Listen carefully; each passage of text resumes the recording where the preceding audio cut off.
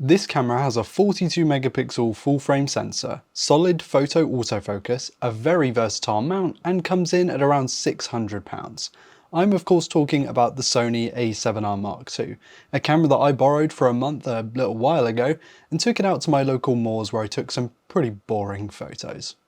I took it out with my cheap dumb adapter and my cheap dumb 50mm 1.8 lens, and it really showed me in that moment that whatever camera I had, I was having fun taking photos and that really I should be going out more to simply take photos. Now that makes it kind of sound like the A7R II is a basic camera, which it really isn't. I believe it has terrific image quality, and I'll chuck a few shots on screen now taken by far more talented people than I am to drive my point home about this sensor. It's 42 megapixels, it's gorgeous, and the fact that you have it for $600 is testament to just how well these sorts of things hold their quality over the years, even if the prices do come down quite a lot. 42 megapixels is more than enough resolution for capturing busy scenes and even punching in if you want the sort to reframe or even maybe extract multiple compositions from the same photo that you've captured. And if you're interested in making videos with your camera, this one even does Ultra HD 4K at 30p with the built-in headphone and microphone ports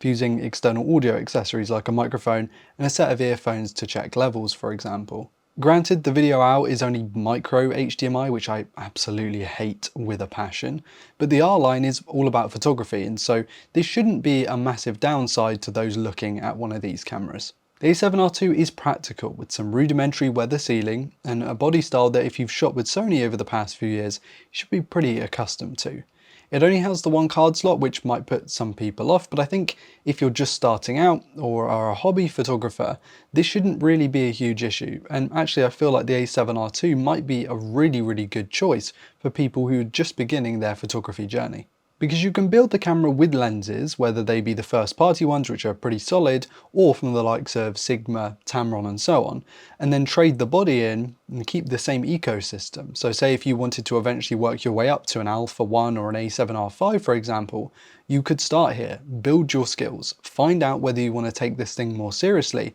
so you can find out if you want to go deep into a new camera, make a career out of it even. I also think that the beauty of this camera not costing the same as a decent car means that you're likely to take it out and shoot more with it, not worrying so much about scratching it or even getting it damp, because it probably already has some marks on it and isn't perfect. At least the one I took out was in this kind of state.